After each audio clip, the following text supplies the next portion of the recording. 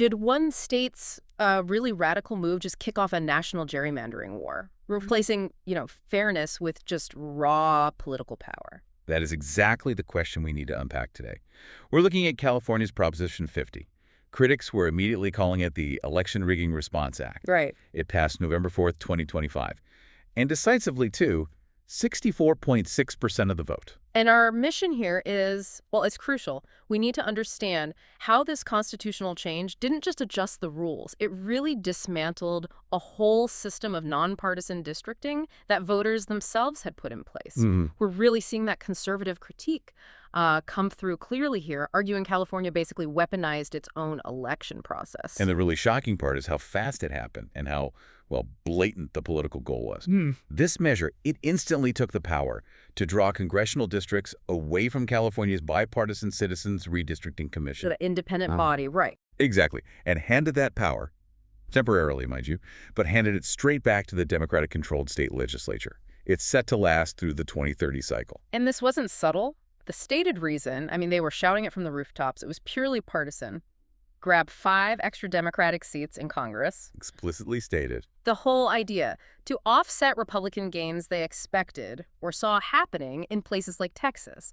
Opponents are calling this basically California ditching its own supposed commitment to fairness for pure political gain. It really does set a dangerous precedent. We need to look at how this temporary pause on reform, this constitutional reform, paves the way for what people are calling a legislative arms race for Congress. Okay, let's dig into that trigger. If it's an arms race, what exactly happened in Texas that gave California the excuse for this pretty drastic move? Yeah, there was a specific catalyst. Back in mid-2025, Republican lawmakers in Texas put forward plans to redraw their own congressional map pretty aggressively to favor the GOP. And Governor Abbott signed that map, right, in August. That's right. Signed a new map in August. Critics immediately said it just locked in Republican control there. And Governor Gavin Newsom in California, who was really the main cheerleader for Prop 50, he didn't wait around. No. He framed Prop 50 explicitly as this necessary offsetting strategy. He even set a public deadline telling other states to stop their own redistricting. Which they didn't, of course. Right. And when that passed, he announced California was moving forward. His goal, he made it pretty clear, use these new maps to, quote, end Trump presidency by winning a Democratic House majority. And what's really fascinating here, and kind of where the hypocrisy charge from opponents really sticks, is that Prop 50 actually needed voters to agree to tear down their own anti-gerrymandering system. Yeah. The one they'd previously voted for. Just so everyone listening is crystal clear, the original system came from Propositions 11 and 20. These were constitutional amendments specifically designed to stop politicians drawing their own districts, correct? Exactly right. The Citizens Redistricting Commission, the CRC, its whole purpose was to prevent political map-making. It was made up of, randomly selected citizens, not politicians or lobbyists. So Prop 50 required voters to approve pausing this nonpartisan citizen-led group, but only for the congressional maps. Precisely. Just for the congressional maps, but that's obviously where the national power balance lies. It's really a stunning example, isn't it? A political majority just deciding that, well, electoral fairness is optional when power's up for grabs. How did the map experts react? What did they say about the legislature's final map? Oh, the nonpartisan observers saw the partisanship immediately. Analyst Nathaniel Rakich, for example, he flat out called the new maps an aggressive Democratic gerrymander. Aggressive. Yeah, and he argued they were designed to more than double the partisan bias compared to the previous commission's map. How'd they do that? We hear these terms cracking and packing. Can you break that down simply? Sure. Think of it like strategically cutting up a voting map. They use 2 main tricks. First, cracking. That's where you break up pockets of Republican voters and spread them across several districts so they can't form a majority anywhere. Diluting their vote. Exactly. Then there's packing. That's where you cram as many Democratic voters as possible into one district, way more than needed to win it. Which sounds good for that district, but it wastes those extra Democratic votes. Right. They could have potentially helped win neighboring, more competitive districts. So by packing some districts, you make the surrounding ones easier to flip or hold. The goal wasn't fairness, it was just maximizing the number of blue seats. Okay, let's look at the shockwave on the actual maps. The whole point of this Prop 50, this Election Rigging Response Act, was pretty simple. Yeah. Flip Republican seats to Democrat. What was the target number? The main target was 5 seats, currently held by Republicans. If these maps stick, projections show the 9 expected Republican seats could drop to just 4 or 5. That would lock in maybe 48 Democratic seats in California's delegation. And the targeting seems, well, surgical. We can see it if we look at specific districts. Take Republican Kevin Kiley's seat, CA03. That was a fairly safe Republican area. Was. The new map basically nukes Kiley's Republican advantage. It slices away those reliably Republican suburbs, places like Roseville and Lincoln. And then adds what? And then it grabs Democratic-leaning neighborhoods directly from Sacramento City. Opponents argue, look, this isn't about keeping communities together. It's about deliberately splitting Republican communities to water down their vote. And it's a similar story further south, right? Ken Calvert's district, CA41? Yeah, his traditional Republican base in Riverside County got carved up, split apart. The new CA41 is now anchored in totally different areas. Heavily Democratic parts of eastern L.A. County and northern Orange County.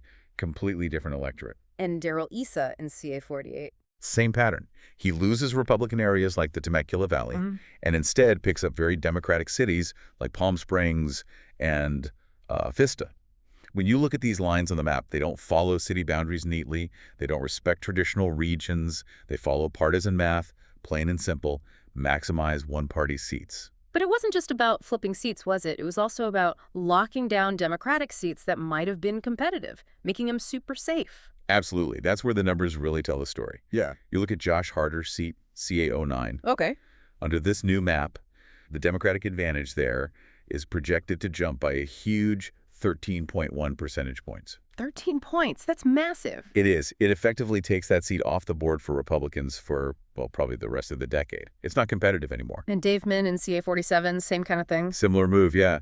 His district's Democratic edge goes from about 4 points, which is competitive, up to a solid 10 points. Again, solidifying Democratic control for the next 3 election cycles, 2026, 2028, 2030. So mostly targeting Republicans and shoring up Democrats. Was there any concession, anything that helped a Republican? There was one interesting case, Young Kim's district, CA40. The map actually increased the Republican advantage there by almost 10 points, 9.7 to be exact. Analysts called it a Republican pack. A pack. So good for Kim, but... Good for Kim, yes. Yeah. Makes her seat safer. But it also helps the overall Democratic strategy by concentrating Republican voters there, packing them in. Those are Republican votes that now can't help make neighboring districts more competitive for the GOP. So it serves 2 purposes. Right. So the partisan intent seems pretty clear from the map itself. And this, predictably, set off a huge backlash from conservatives financially and in the courts. Oh, absolutely. The money involved was just staggering, but also really lopsided. Prop 50 proponents, with Governor Newsom leading the charge, raised something like $138 million. Wow. $138 million. Yeah, and that included a big $10 million check from George Soros and his family. The opponents, trying to stop it, they managed to raise $58 million. Still a lot, but less than half.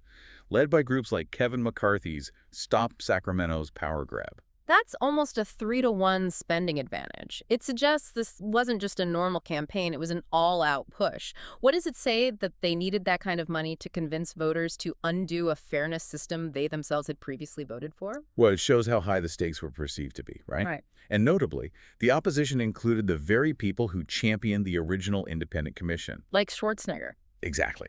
Former Governor Arnold Schwarzenegger, a Republican, and Charles Munger Jr., another Republican who actually spent $12 million of his own money helping create the commission back in the day. They were furious. They called Prop 50 a blatant Sacramento power grab. For them, this was really about defending the integrity of that voter-approved constitutional process. And the Republicans didn't just complain, they went straight to court, didn't they? A kind of legal siege. They did, immediately.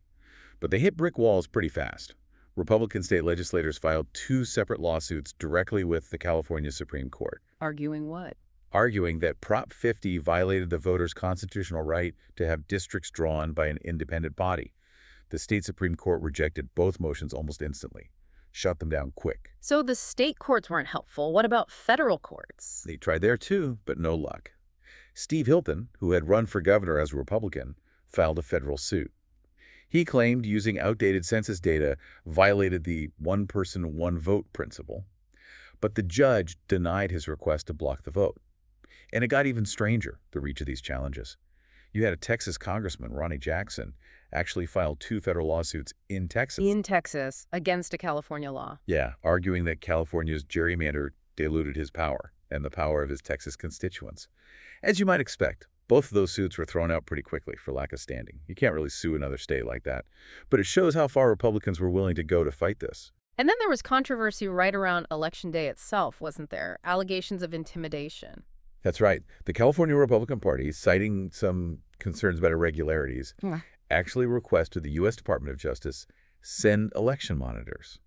The Trump administration agreed and sent them. Which sounds like oversight, but... But California's Secretary of State immediately slammed it, calling it voter intimidation masquerading as oversight. It just added to the feeling that this whole thing was turning into a bare-knuckle political brawl with election integrity kind of caught in the crossfire. So, okay, let's step back. What's the big takeaway here? What does Prop 50 really signify for, elections across the country? Well, look, politically, Prop 50 was undeniably a huge win for Governor Newsom and the Democrats in California. It was a very aggressive, very public move that pretty much guarantees their party's dominance in the state's congressional delegation for the next, 6 years? 3 election cycles. Yeah. The state basically chose partisan map-making explicitly over the nonpartisan system that its own voters had put in place. And Newsom isn't keeping quiet about it, is he? He's telling other states to follow suit. No, he's actively urging other blue state governors he's mentioned, Illinois and New York specifically, to follow his lead, to jump into this partisan legislative arms race, as he calls it, until the Democrats take back the House of Representatives. So the idea of using state power to maximize national party advantage is now openly endorsed. It seems so. And the really profound, maybe chilling lesson here is this idea of, let's call it constitutional cynicism. California basically signaled that a voter-approved constitutional body like the Independent Commission is just, disposable. A temporary shield you can throw away the second the party in power feels threatened. Yeah. When both major parties start showing they're willing to ditch these nonpartisan systems just to win, it fundamentally undermines the whole fight for fair maps, doesn't it? It really does. So as these new, very aggressive maps start shaping elections, the final question we have to leave you, the listener, with is this. When state leaders sacrifice democratic checks and balances for short-term political wins, what's the real price the American voter ends up paying for that victory? And is the battle for genuinely fair, nonpartisan elections now just permanently lost to the political machines?